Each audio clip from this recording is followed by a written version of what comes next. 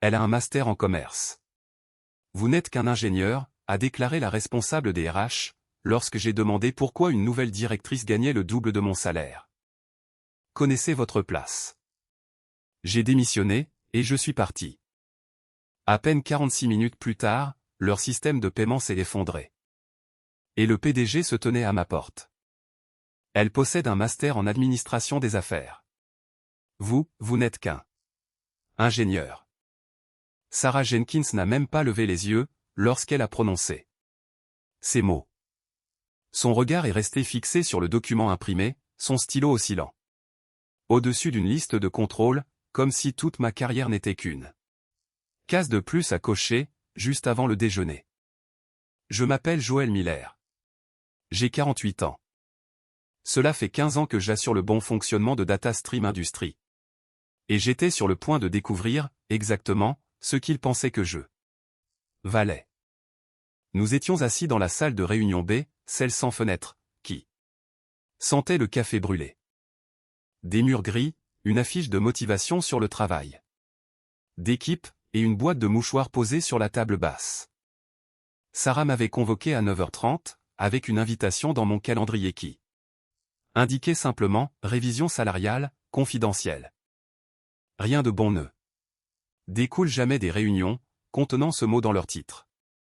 Sarah a fait glisser la feuille de papier, sur la table. Ses ongles étaient parfaits, le genre de détail que l'on remarque, lorsque quelqu'un refuse de vous regarder. Voici votre rémunération ajustée, pour le nouvel exercice fiscal, a-t-elle dit, de cette voix monocorde, typique des RH. Vous verrez votre augmentation au mérite ici. J'ai baissé les yeux.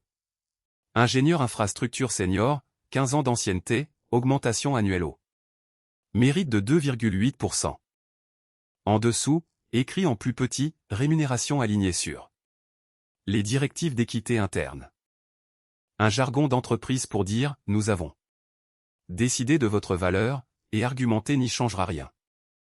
2,8%, ai-je répété. C'est exact, c'est dans la fourchette standard, pour les contributeurs techniques. J'ai posé le papier. La salle des serveurs se trouvait 2 étages plus bas, et je pouvais ressentir le rythme du bâtiment, ce bourdonnement régulier, indiquant que tous les systèmes étaient normaux, pour l'instant.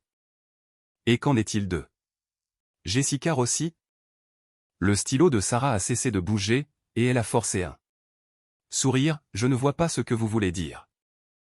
Jessica Rossi, la nouvelle directrice des opérations, arrivée il y a 5 mois. Aucun bagage technique. J'ai vu sa lettre d'embauche. Son sourire s'est crispé. Je ne peux pas discuter de la rémunération d'un autre employé. Elle gagne le double de mon salaire, n'est-ce pas? Sarah a posé son stylo, délicatement. Jessica possède des qualifications différentes.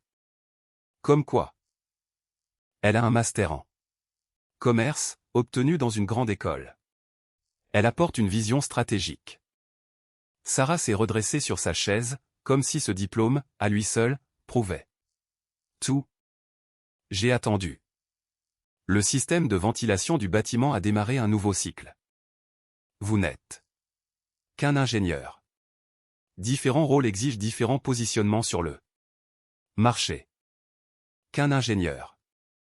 Les mots sont restés suspendus, dans l'air.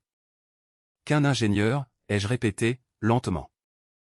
Le simple ingénieur qui, à lui seul, a conçu le système de basculement qui nous a maintenus en ligne, lorsque AWS est tombé en panne, l'année dernière?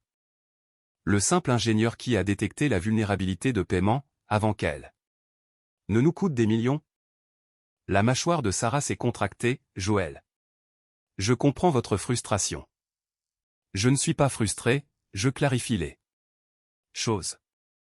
Vous me dites qu'une personne avec un MBA, et 0 expérience, vaut 2 fois plus que moi.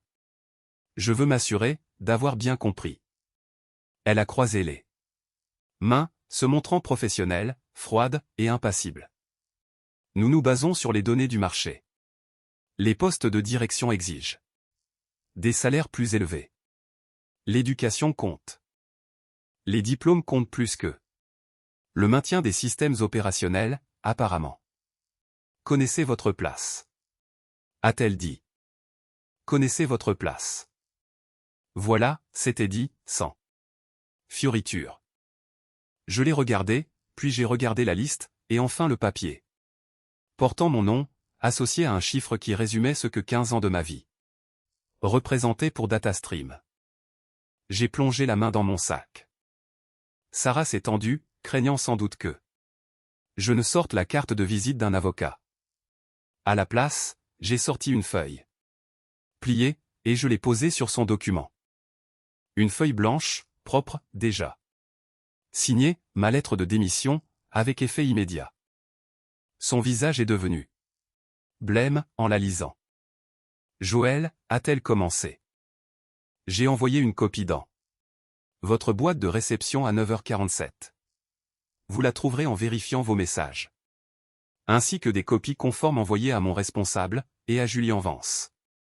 Elle a scié, en fixant la signature, la date, et ces mots sur lesquels on ne pouvait plus revenir. Vous n'êtes pas obligé de faire cela, maintenant. C'est une étape importante. Parlez-en à votre manager. Prenez la nuit pour y réfléchir. Nous pouvons revoir les chiffres. Moi, cela fait 15 ans que j'y réfléchis, en dormant. Aujourd'hui, je me réveille. Je me suis levé. Vous m'avez dit de connaître ma place, alors je la connais. Et elle n'est pas ici. J'ai pris mon sac, et je suis sorti, laissant ma lettre de démission sur la table. Dès 9h50, mon badge était désactivé. Dès 9h55, mes accès au système étaient coupés, pour les 12 environnements de production. Vers 10h30, j'avais vidé mon bureau, et je suis passé devant 3 ingénieurs, qui ont soudainement trouvé leurs écrans extrêmement intéressants. À 10h12, j'étais dans ma voiture, en train de remplir des formulaires, pour le nouveau poste que j'avais déjà accepté chez Security Technologies. À 10h27.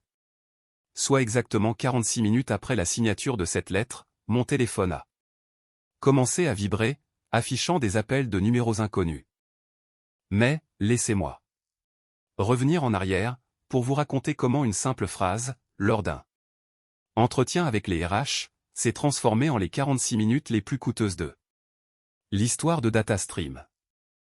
J'ai rejoint DataStream il y a 15 ans, alors qu'il ne s'agissait que d'une entreprise moyenne de traitement de paiement, essayant de rivaliser avec les grands acteurs du secteur. L'infrastructure ne tenait que grâce à du ruban adhésif, et à des prières. Nous avions un seul centre de données en Virginie, un site de secours dans l'Oregon, qui n'avait jamais été testé, et un système de surveillance capable de nous signaler qu'un élément était cassé, mais sans jamais préciser lequel. Mon entretien d'embauche s'est déroulé avec Henri Hugues, le directeur de la technologie, qui avait gravi tous les échelons. Pouvez-vous empêcher cet endroit de s'effondrer, m'a-t-il demandé, en désignant un tableau blanc couvert de schémas, qui ressemblait à un désastre annoncé. Cela dépend. Puis-je modifier des choses? Si vous prouvez qu'elles ont besoin d'être changées, alors oui. Il m'a embauché sur le champ. J'ai passé les 5 premières années à tout reconstruire. Une véritable surveillance affichant des tendances, et non de simples voyants d'état, ainsi que de vrais systèmes de sauvegarde. Nous testions réellement notre documentation, laquelle ne se résumait plus à « redémarrer et prier ». À la 7e année, j'étais devenu l'homme que l'on appelait à 2h du matin, quand tout tombait en panne. Non pas parce que j'étais d'astreinte, mais parce que j'étais le seul à avoir déjà été confronté à ces problèmes, et à savoir comment les résoudre. Je suis devenu la mémoire institutionnelle, celle dont personne ne voulait admettre qu'il dépendait. Cela m'allait, pendant un temps. L'entreprise s'est développée, le chiffre d'affaires a augmenté, et les cadres ont touché des bonus. Pour ma part, j'ai reçu une augmentation de 3%, ainsi qu'un mug portant L'inscription « Gardien de la lumière ». Je ne me suis pas plaint, car je croyais, fermement, que la compétence finirait par être reconnue. Ce fut ma première erreur. Le tournant a commencé lorsque DataStream a décidé qu'elle devait se professionnaliser. C'était le mot utilisé par le nouveau PDG, Julien Vance, un ancien banquier d'affaires, recruté par le conseil d'administration pour développer l'entreprise. Julien adorait les termes comme synergie ou optimisation. En revanche, il détestait les expressions telles que dette technique ou cela va casser si nous ne le réparons pas d'abord. En l'espace de 6 mois, les recrutements ont changé. On insistait moins sur les personnes qui comprenaient le fonctionnement des choses et davantage sur celles qui savaient comment présenter les dossiers sur des diapositives. Nous avons vu arriver des directeurs munis de MBA qui n'avaient jamais écrit une ligne de code, ainsi que des vice-présidents capables de disserter sur l'excellence opérationnelle, mais incapables d'expliquer le rôle d'un répartiteur de charges. Des consultants, facturant $400 de l'heure, venaient nous expliquer que nous devions cloudifier notre stratégie d'infrastructure. C'est ainsi que nous avons recruté Jessica Rossi, un MBA d'une école de commerce du top 10. 3 ans d'expérience dans un cabinet de conseil, et un bagage technique absolument nul. Son titre, directrice des opérations stratégiques. Sa mission. Aligner les initiatives transversales, avec les objectifs commerciaux de l'entreprise. Traduction, s'asseoir dans des réunions, avoir l'air sûr d'elle, et veiller à ce que les décisions présentent bien, lors des revues trimestrielles. Jessica excellait dans ce domaine. Elle savait parler, présenter les dossiers, et transformer le simple déplacement d'une base de données, en une initiative numérique hautement transformationnelle. Ce qu'elle ignorait, et qu'elle ne se souciait absolument pas d'apprendre, c'était le fonctionnement réel de nos outils. C'est très vite devenu un problème. Jessica a commencé à s'immiscer dans les décisions techniques, non pas par compréhension, mais parce qu'elle avait décrété que son rôle aux opérations exigeait d'avoir une visibilité sur tout. Elle débarquait dans les réunions d'architecture avec des questions du genre. Ne peut-on pas simplement containeriser cela? Ou encore, pourquoi ne pas tout migrer vers le cloud? Des questions qui paraissent intelligentes aux yeux des profanes, mais qui donnent aux ingénieurs l'envie de se cogner la tête contre les murs. Au début, j'ai tenté d'être diplomate, c'est une idée intéressante, mais voici pourquoi elle ne fonctionnera pas dans notre environnement. Elle souriait, hochait la tête, puis reformulait la même idée lors de la réunion suivante, comme si je n'avais rien dit. Finalement, j'ai cessé de lui expliquer. J'ai commencé à consigner ses suggestions dans les comptes rendus de réunion, en y associant systématiquement les raisons de leur échec futur. De cette façon, lorsque ces projets échouaient, il en restait une trace écrite. Je ne faisais pas cela par esprit de vengeance, mais pour protéger les ingénieurs qui allaient devoir réparer les pots cassés. Jessica n'appréciait pas du tout que ses interventions soient documentées, et elle a commencé à me contourner. Elle s'adressait directement aux ingénieurs juniors, leur demandant de tester rapidement quelque chose. Elle leur promettait de la visibilité, une progression de carrière, et des opportunités d'échanger avec les dirigeants. Certains d'entre eux, désespérés de se faire remarquer, acceptaient. C'est ainsi que nous nous sommes retrouvés avec un déploiement en production, un vendredi après-midi, qui a mis hors service notre API principale pendant 40 minutes. Tout cela, parce que quelqu'un avait appliqué une optimisation rapide, suggérée par Jessica, sans comprendre ce qu'elle impliquait réellement. J'ai résolu le problème, j'ai rédigé le rapport d'incident, et j'ai ajouté une nouvelle note dans mon carnet, nouveau mode de défaillance, décision prise par des personnes qui n'en comprennent pas les conséquences. Personne n'a lu ce rapport, hormis les ingénieurs. Jessica, elle, a obtenu une promotion 6 mois plus tard. J'ai découvert l'écart de rémunération par pur hasard. L'un des ingénieurs juniors, Carlos Rivera s'était montré négligent avec les autorisations d'accès au fichier. Il avait téléchargé la lettre d'embauche de Jessica, dans un dossier partagé, au lieu de son espace personnel. Je n'espionnais pas. Je cherchais simplement un document que Carlos m'avait promis, concernant une migration de base de données. J'ai cliqué sur le mauvais fichier, et l'information est apparue sous mes yeux, directrice des opérations stratégiques, Jessica Rossi, salaire de base de $178 000, prime d'embauche de $20 000, et un bonus annuel cible de 25%. J'ai fixé l'écran, incrédule. Puis j'ai ouvert ma dernière fiche de paie, salaire de base de $89 500, aucune prime d'embauche. Mon bonus annuel cible était de 8%, et je ne l'avais obtenu que 2 fois. En 15 ans de carrière. 5 mois de présence dans l'entreprise, aucun bagage technique, aucun système sauvé du désastre, et elle gagnait exactement le double de mon salaire. Je ne me suis pas mis en colère, mais mon esprit s'est clarifié. Ce soir-là, j'ai mis à jour mon CV pour la première fois en 15 ans, et j'ai contacté des recruteurs que j'ignorais depuis des années. En 2 semaines, j'ai reçu des offres d'entreprises qui accordaient une réelle valeur à l'expertise en infrastructure. En 3 semaines, j'en avais accepté une, poste d'ingénieur principal chez Security Technology, avec un salaire de base de $165 000 plus des actions, le tout sous la direction d'une directrice de la technologie qui avait construit sa carrière sur de vrais accomplissements techniques. Tout ce qu'il me fallait, c'était le bon moment pour partir, et Sarah Jenkins me l'a offert. La réunion de révision salariale fut exactement conforme à mes attentes, une énième augmentation insultante, accordée avec l'espoir que je me montre reconnaissant. Lorsqu'elle a fait glisser ce papier sur la table, et que j'ai vu cette augmentation au mérite de 2,8%, je n'ai pas été surpris, j'étais simplement fatigué.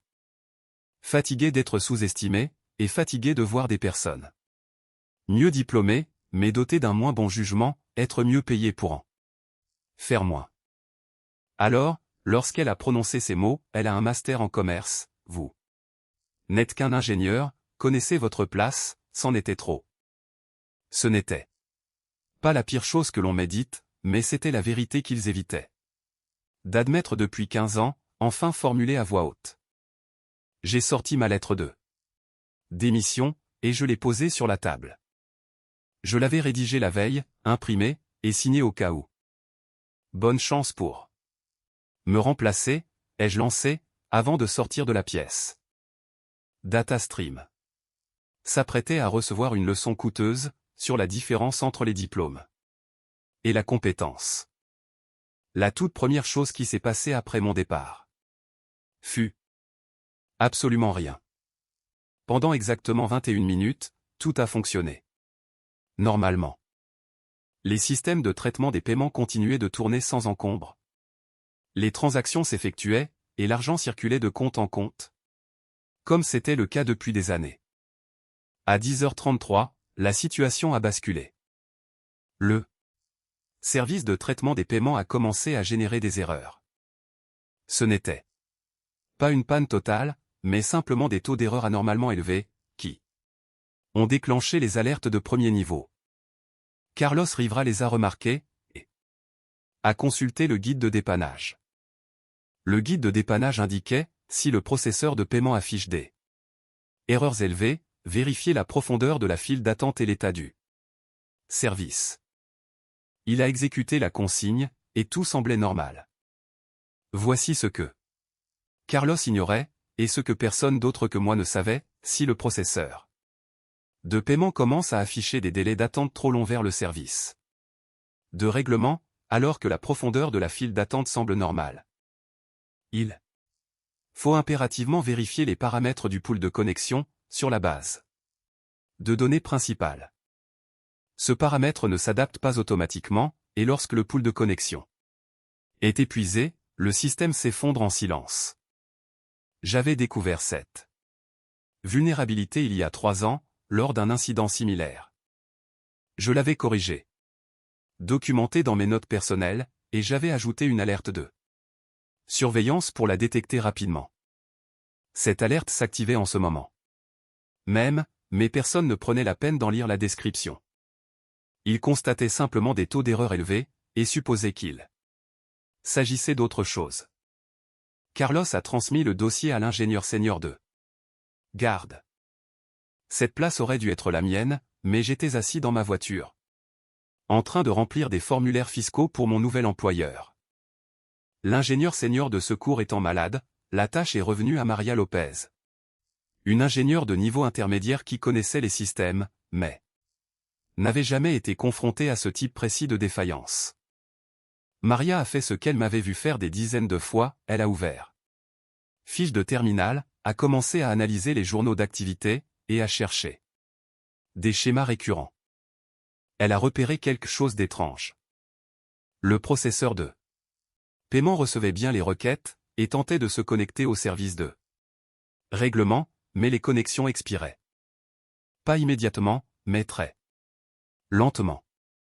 Ce retard était suffisant pour déclencher la logique de nouvelles tentatives, ce qui générait encore plus de requêtes, et aggravait la situation.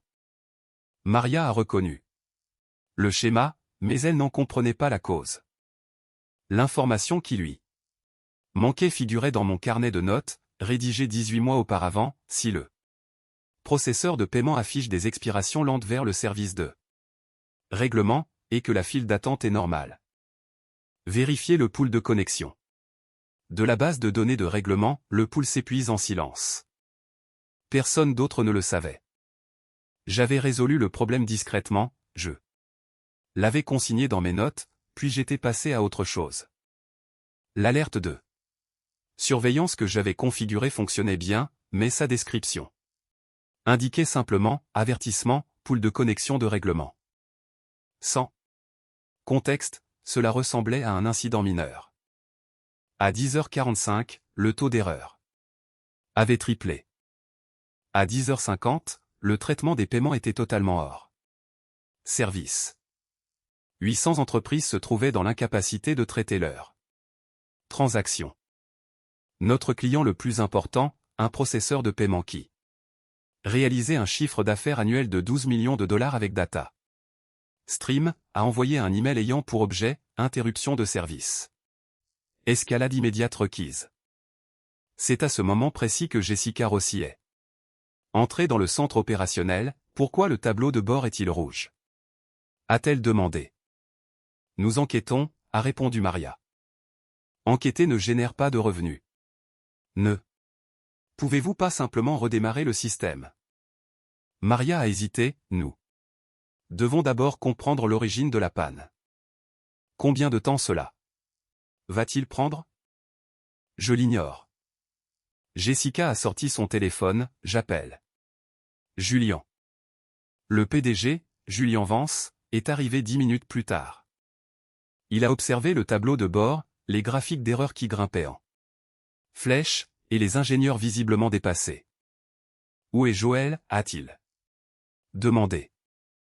Il a démissionné ce matin, a répondu Jessica, à cause d'un différend salarial. Le visage de Julien est devenu blême, vous l'avez laissé partir aujourd'hui. Je ne l'ai pas laissé faire quoi que ce soit. C'est défendu Jessica, il a fait un choix. Un choix auquel vous l'avez acculé, a répliqué Julien, furieux. C'est alors qu'il est parti en direction de mon appartement, moment auquel je lui ai fermé la porte au nez. Pendant que Julien roulait vers chez moi, la situation a continué de s'aggraver. À 11h, les clients appelaient toutes les 2 minutes, et le cours de l'action commençait à chuter. À 11h30, 3 clients majeurs avaient envoyé des notifications formelles de rupture de contrat. Maria et Carlos faisaient de leur mieux, mais ils étaient complètement dépassés par les événements. Ils ont redémarré le service de règlement, ce qui a temporairement libéré le pool de connexion. Le traitement des paiements est revenu en ligne pendant environ 20 minutes, avant de s'effondrer à nouveau, encore plus violemment cette fois. En effet, le redémarrage avait libéré, d'un seul coup, une multitude de transactions en attente, et les systèmes en aval n'ont pas pu absorber ce pic d'activité. Ils se retrouvaient désormais avec 2 problèmes, au lieu d'un seul. Nous devons appeler Joël, a dit Carlos. Il ne répondra pas, a rétorqué Maria. Et toi, tu répondrais. Nous devons tenter quelque chose. Jessica a surpris leur conversation, absolument pas. Nous ne négocions pas avec des employés qui démissionnent sans préavis. Nous allons résoudre cela nous-mêmes. Avec quels moyens, a demandé Maria.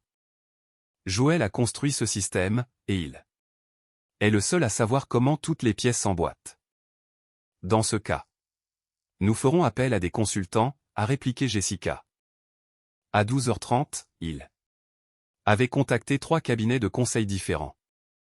Les 2 premiers ont indiqué qu'ils n'avaient personne de disponible à court préavis, pour une crise d'une telle ampleur. Le 3e a proposé un tarif de $15 000 par jour, plus les frais, avec un engagement minimum de 5 jours, tout en précisant que leur premier consultant disponible ne pourrait être sur place que le lendemain matin.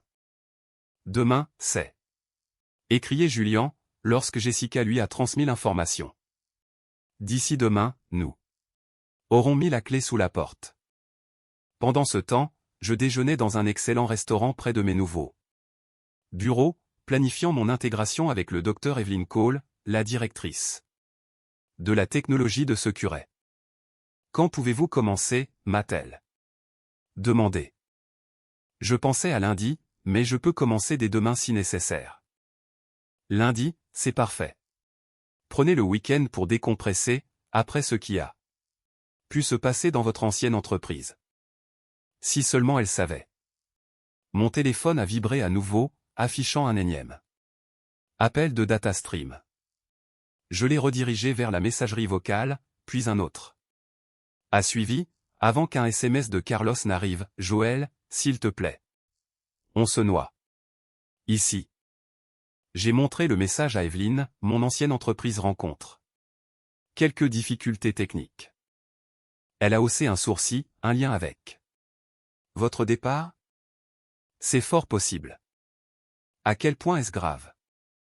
L'ensemble de leur système de traitement des paiements est en panne, et cela dure depuis 2 heures. Evelyne a sifflé de stupeur, cela va leur coûter très cher. Très cher, effectivement. Envisagez-vous de les aider? J'ai réfléchi un instant, non. Ils ont été très clairs ce matin, ils n'accordent aucune valeur à mon travail.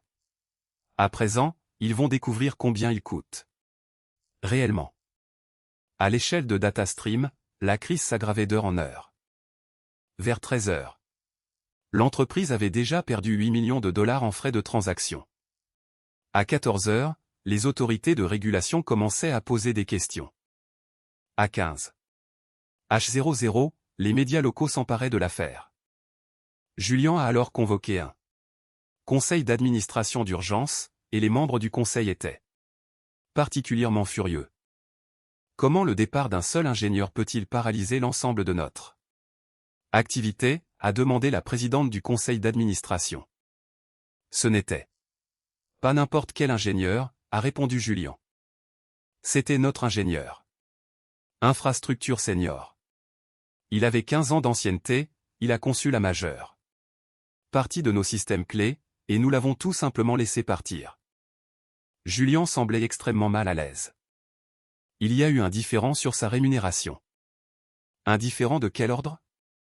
Il gagnait 89 500 $. Il a découvert que notre nouvelle directrice des opérations percevait 178 000 $. Un lourd silence s'est installé dans la pièce. La directrice des opérations qui possède un MBA, et seulement 5 mois d'ancienneté? Oui. Et au lieu de corriger cette injustice, nous lui avons dit de rester à sa place. Julien a grincé des dents, c'est à peu près cela. La présidente du conseil s'est massé le front. Avons-nous un moyen de le joindre? Il ne répond pas aux appels. Et à son domicile?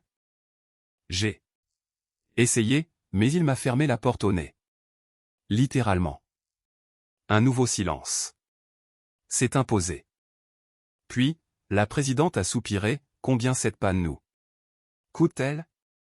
La dernière estimation s'élevait à 12 millions de dollars, et ce chiffre grimpe encore, sans compter les amendes réglementaires, et l'atteinte à notre réputation. Tout cela parce que nous avons refusé de payer un ingénieur senior à sa juste valeur? C'est exact. La présidente du conseil s'est levée, régler cela. Peu importe le prix. Et licencié sur le champ là. Personne qui a pris la décision de le sous-payer à ce point. De retour au centre opérationnel, la situation devenait désespérée. Le consultant externe avait fini par arriver, un dénommé Simon, facturant 2000 $ par jour, qui a passé ses 2 premières heures à poser des questions sur des systèmes dont il n'avait jamais entendu parler. Donc, ce service de règlement se connecte à quelle base de données, a demandé Simon, en plissant les yeux devant un schéma dessiné par Carlos. À la base de données principale des transactions, et à celle de réconciliation, a expliqué Carlos. Et comment le pool de connexion est-il configuré? Nous l'ignorons, c'est Joël qui l'a mis en place. Simon a balayé la pièce du regard, où est Joël? Il a démissionné ce matin, a dit Maria. Aujourd'hui? Il a démissionné aujourd'hui, et vous traversez cette crise majeure? Oui. Simon a secoué la tête, vous devez le faire revenir. Je ne peux pas. Décrypter, et comprendre, 15 ans de connaissances en infrastructure en une seule après-midi. Il ne viendra pas, a dit Jessica. Nous avons déjà essayé. Avez-vous essayé de lui proposer ce qu'il vaut réellement?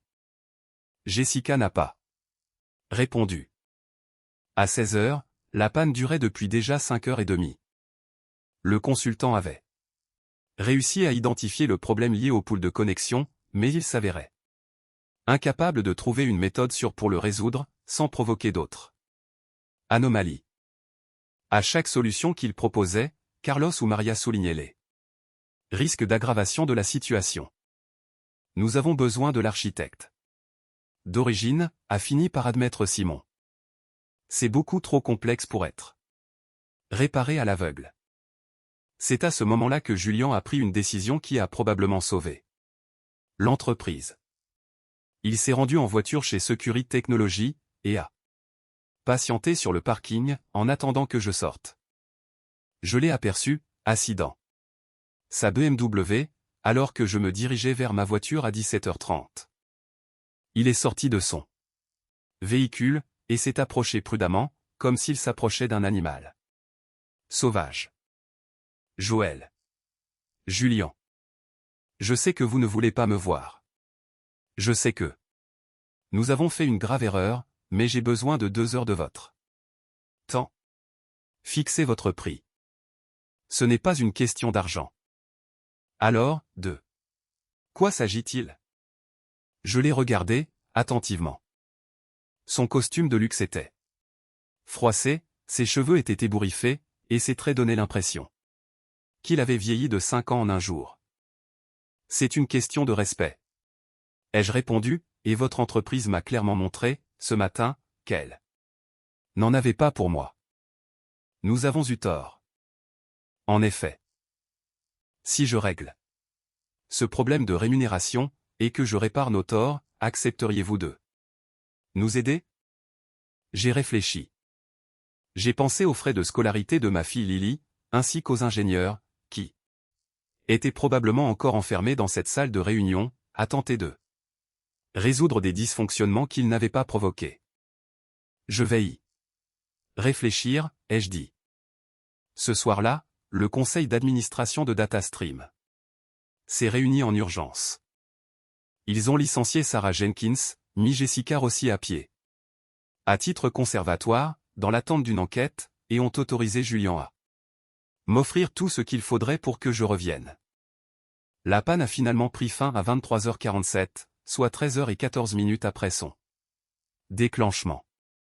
Ce ne fut pas parce que quelqu'un avait enfin compris la source du problème, mais parce que Carlos Rivera, l'un des ingénieurs juniors, a fini par retrouver une ancienne page Confluence que j'avais rédigée 2 ans plus tôt, intitulée « Mode de défaillance du processeur de paiement et procédure de secours d'urgence ». Il y avait tout, le problème du pool de connexion, la surcharge liée aux tentatives répétées, et les étapes précises pour relancer la machine sans provoquer de nouveaux incidents.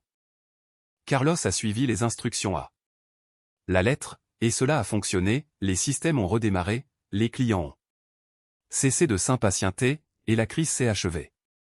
Le bilan final s'est avéré lourd, 28 millions de dollars de perte de revenus, 4,2 millions de dollars d'amendes réglementaires, la rupture de contrat de 3 clients majeurs, et une chute du cours de l'action de 12%.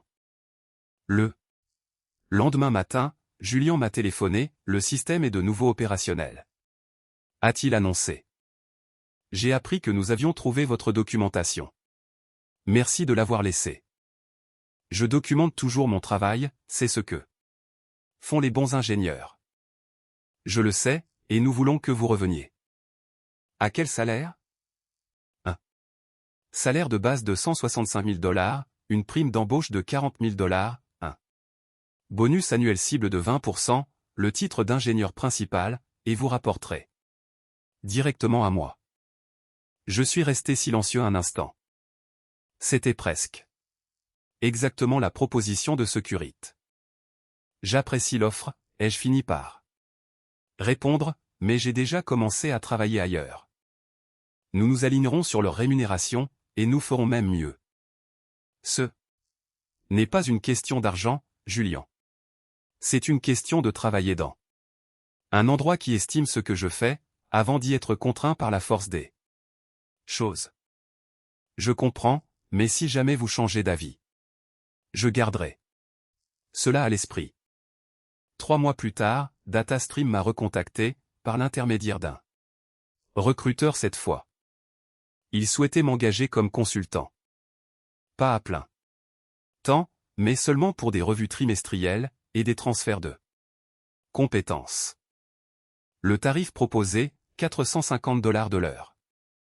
J'ai accepté, non pas parce qu'il méritait mon aide, mais parce que j'avais tiré une leçon essentielle.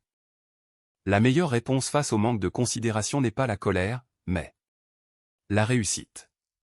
Et parfois, avec un peu de chance, on se retrouve à facturer aux personnes qui nous ont sous-estimé 4 fois notre ancien taux horaire, pour réparer les erreurs qu'elles ont elles-mêmes générées.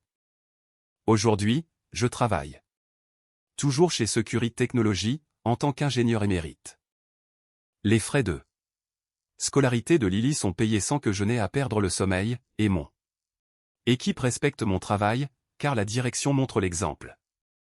Parfois, on me demande si je regrette la manière dont j'ai géré la situation chez DataStream, ou si j'aurais dû me montrer plus diplomate, et leur laisser une chance de corriger le tir avant de partir.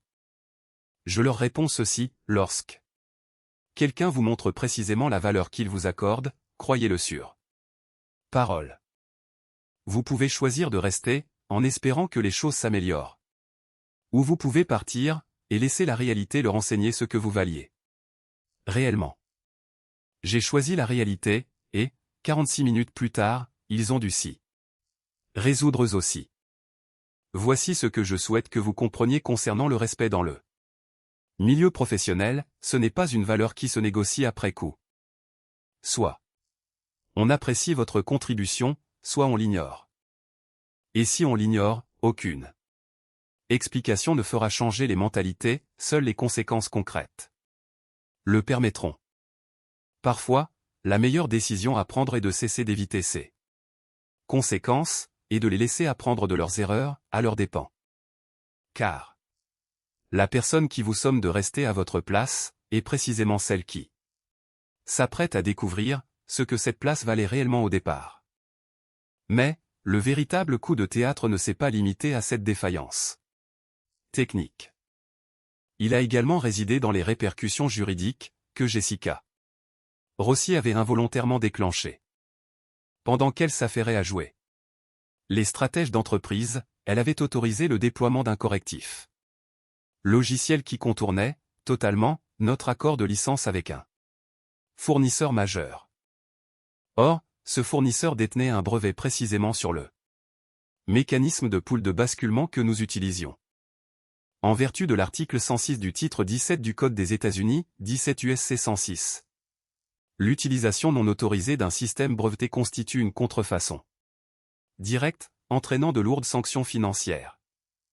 Je l'avais pourtant averti par email, 3 mois auparavant, en lui expliquant que l'implémentation de sa solution de fortune, sans renouveler les licences requises, violait de manière flagrante la loi fédérale sur les brevets. Elle m'avait ignoré, m'enjoignant de me concentrer sur mon code et de laisser la stratégie juridique à la direction. Désormais, le système s'étant effondré et les journaux d'activité étant exposés aux auditeurs, l'équipe juridique du fournisseur est intervenue de façon foudroyante. Quelques heures seulement après la panne, ils ont déposé une ordonnance de cessation et d'abstention, invoquant l'article 106 du titre 17. DataStream ne perdait pas seulement de l'argent en raison de l'interruption de service, elle se retrouvait sous le coup d'une plainte pour violation de brevet de plusieurs millions de dollars. Et les ennuis ne s'arrêtaient pas là.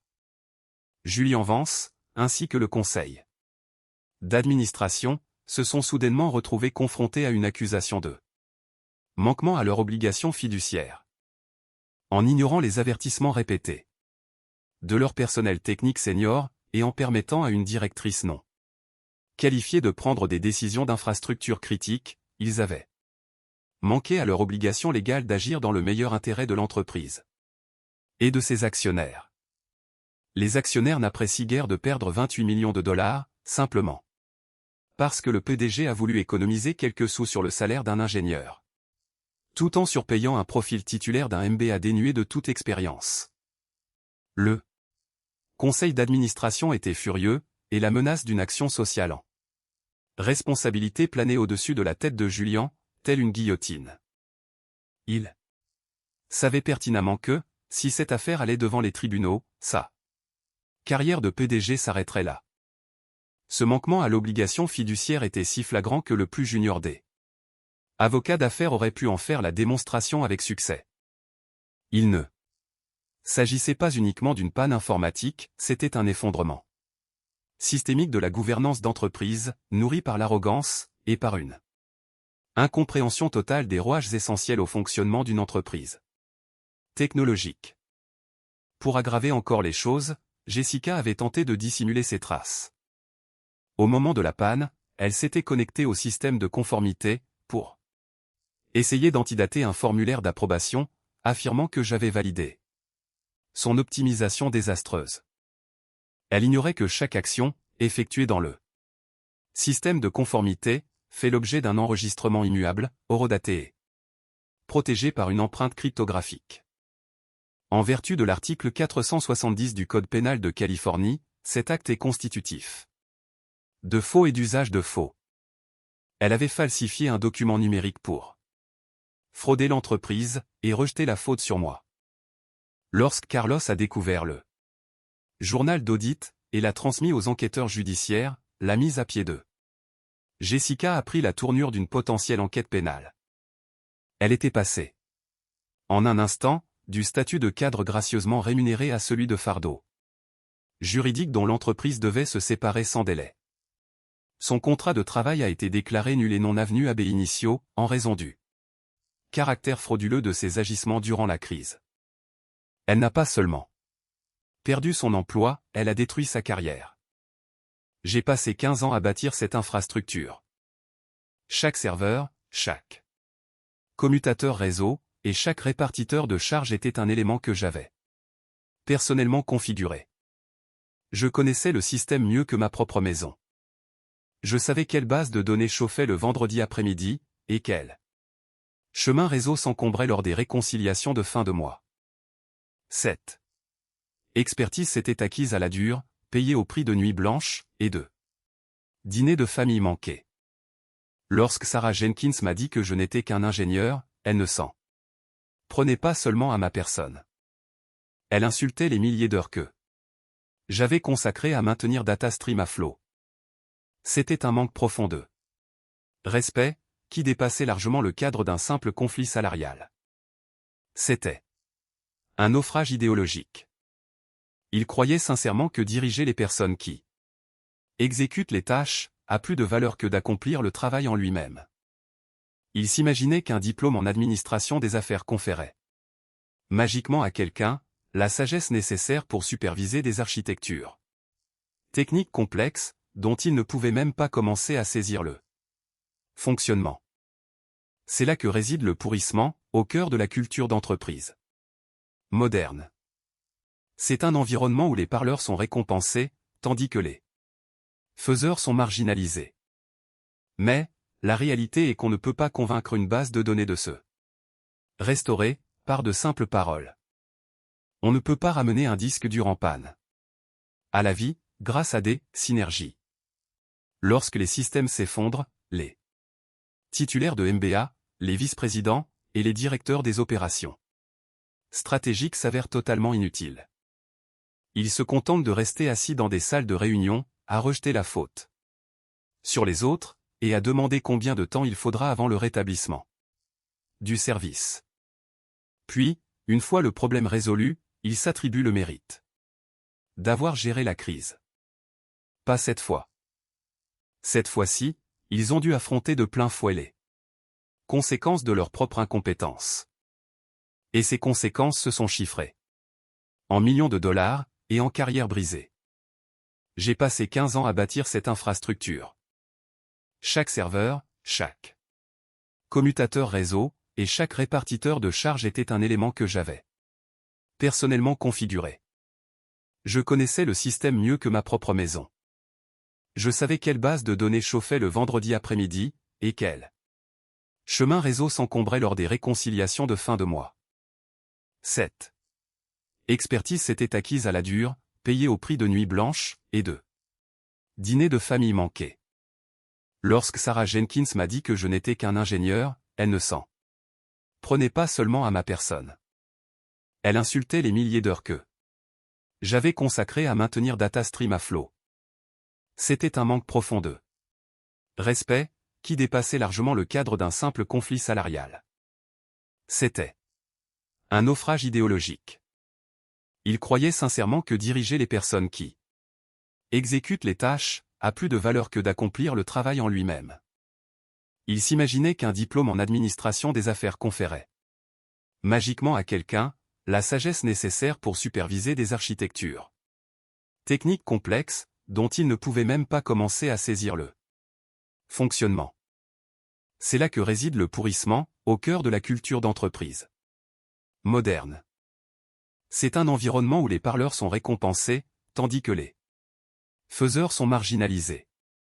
Mais, la réalité est qu'on ne peut pas convaincre une base de données de se restaurer, par de simples paroles. On ne peut pas ramener un disque dur en panne à la vie, grâce à des synergies.